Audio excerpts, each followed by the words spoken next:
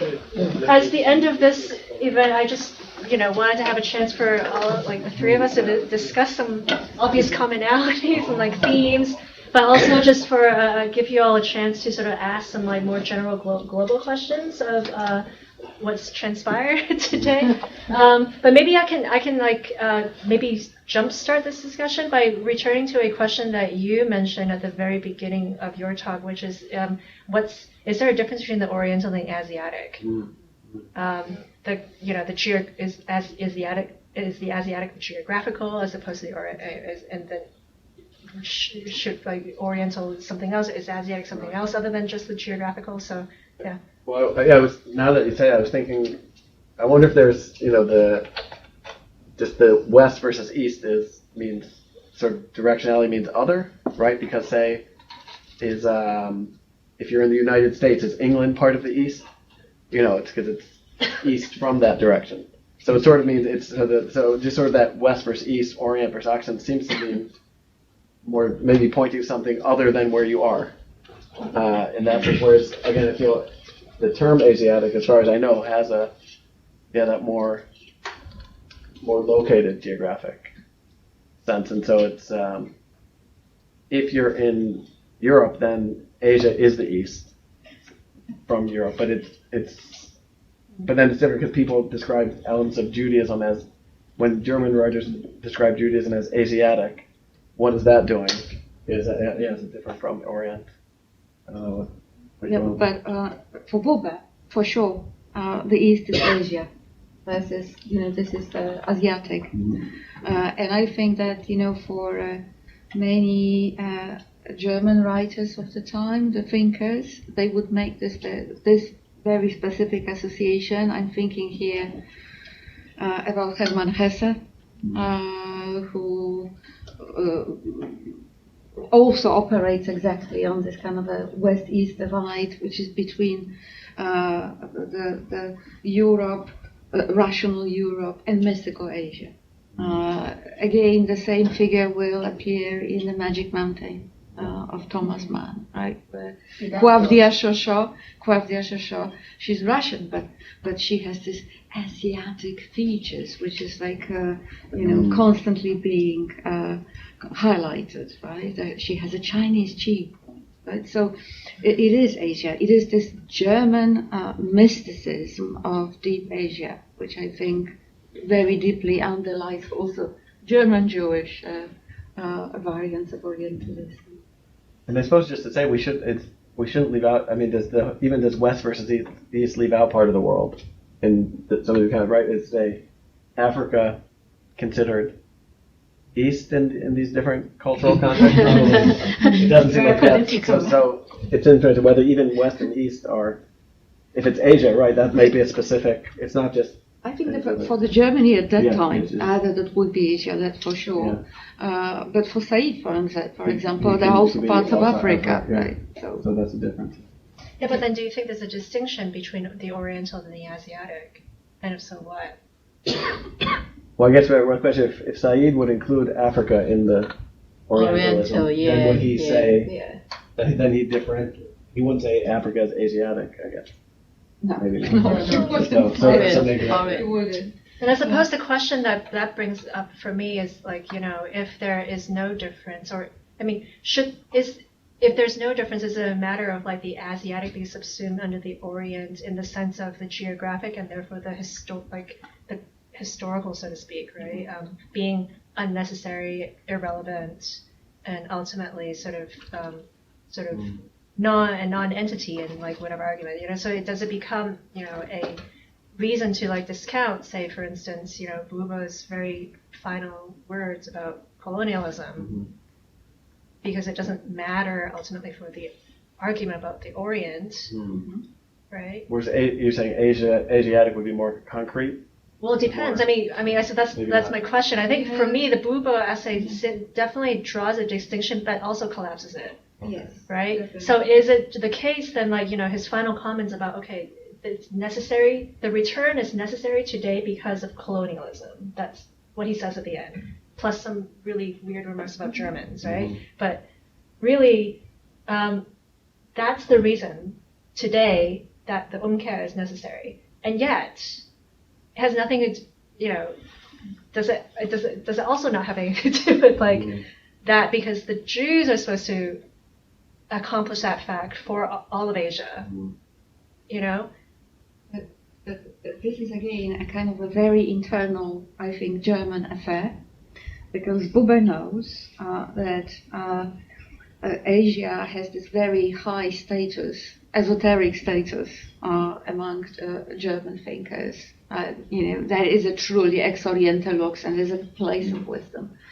But Jews are not treated as Asiatic people. They treated as just Oriental, but in a sense of a Levant, right, coming from the Middle East, which actually then kind of the Middle Eastern was quite like pejorative. I mean, anything, there's nothing interesting about Jews themselves as Oriental or coming from the Levant. So basically, Buber, in this very text, wants to annex them to Asia, or even make them a kind of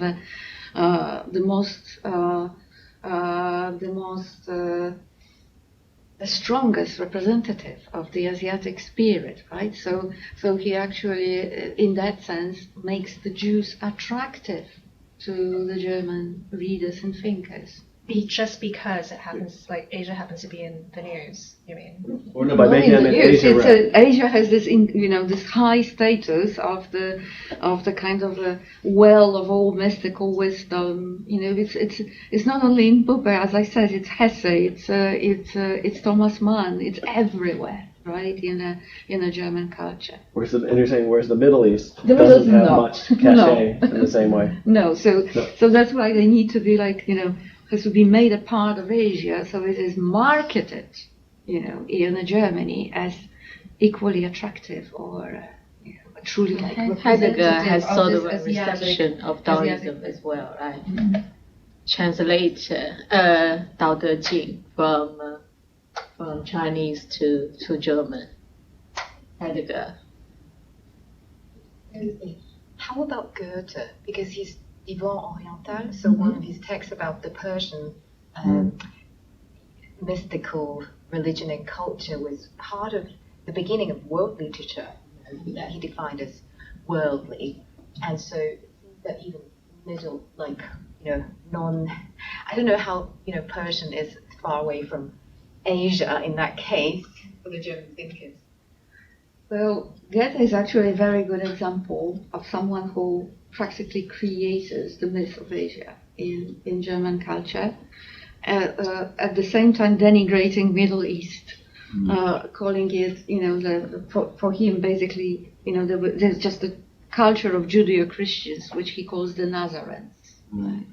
The Nazarenes are Jews, Arabs, and Christians for Goethe, and they are completely separate from Asia. Whereas Persia could maybe be more in the Asian direction? More Asiatic, definitely, for him, yes. Yeah. That's interesting. So that we have a spectrum of who is more Asian. Well, it's sort of, there's but in fact, in German culture, to be from Asia, it's a good thing, right? Whereas to be from the Middle East, it's quite suspect. Right. Right? When also the question of the history in European culture of the Jew and the Arab as these sort of stereotypes potentially, or the Saracen, and probably right, the Persians are not Saracens. So there may be something of the negative view, the more negative view of the ones that are closer, because especially then the Middle Easterners could be the invaders at the gates of Vienna or something. Whereas the ones that are the Middle East rather than the Far East, the middle means close by, and therefore there's a more direct, contentious relation. Whereas the Far East is far away, so can be imagined in a. Julia, you mentioned the return. What does the return exactly mean? I didn't get it well. I was referring to Buber's term of return, firstly, which is he translates Umkehr. He uses the word Umkehr. He's a German speaker. But he translates a Hasidic term. So the return means Dao or De. or something? He is translated to De, yeah. Yeah. In my paper, I gave 2 examples of turning back. Yeah. The one in Chinese tales, and then later in the sort of Hasidic story. And this is where also Buber explains his Umkehr. And when the primordial fog says to the prince, "Turn back," that is the word that he uses, right? Umkehr. What does turn back Like mean? Revert. In the case of the primordial fog, he says, "Turn back to the one of undifferentiation," right? Where the kind of contours of the things blur in the fog. Whereas later on, he will say turn back by using the Hasidic story, where actually God tells to the mystic that he needs to go back to the world. And this is what he then defines as his Umkehr, a real conversion. But then in the 1912 essay, right, the Shiva is basically a return that's embedded within the workings of creation. So it's like it's a story about not telling. It's not an imperative. It's more like it's a element of creation in that it is seen as a necessary foundation for creation not to disappear into nothing, and therefore there's a period of time when one can practice Umkehr, so to speak, in the mystical tradition. But 1912 is still a Liber period, right? So it's the Umkehr still has the tones of this kind of keeping one in multiplicity, finding a way in the midst of things that would sort of unite them, but there's still this kind of a foggy notion, so to say, of the reversal, that sort of unity comes through everything, right? Everything. But that is the word. So in that essay, that is the word that he thinks should translate De. I mean, it's a version of De, or like a more intense version of De. I mean, it's possible in his later state he could still think Umkehr could be the right way to translate, but he'd then need something different by both Umkehr and De. I think that's so he can keep the assertion of how to translate it, but then mean something different by the term. Yeah, right. It was the key word for him, Umkehr. Mm-hmm.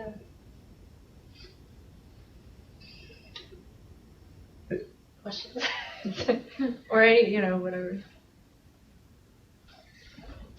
I mean, I was going to say it'd be interesting. I mean, you didn't bring up as much with Kafka the Jewish side of things, that you have him as a German Jew, but engaging with Taoism. But I was thinking with some of the aphorisms.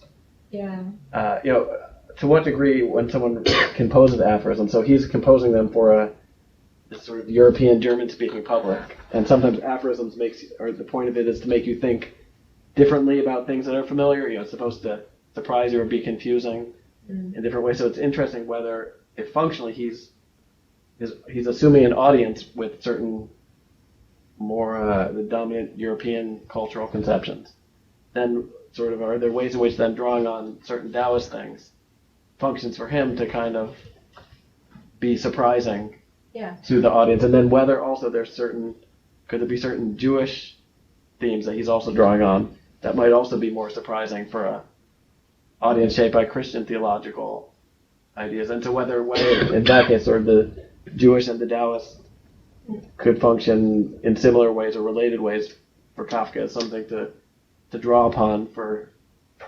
aphoristically to challenge. I mean, it's good that you brought that up, because actually my whole point about the story with the visit of the Chinese man is to point out that he's not drawing on anything. Mm-hmm. He is the guy who's reading the historical work and struggling.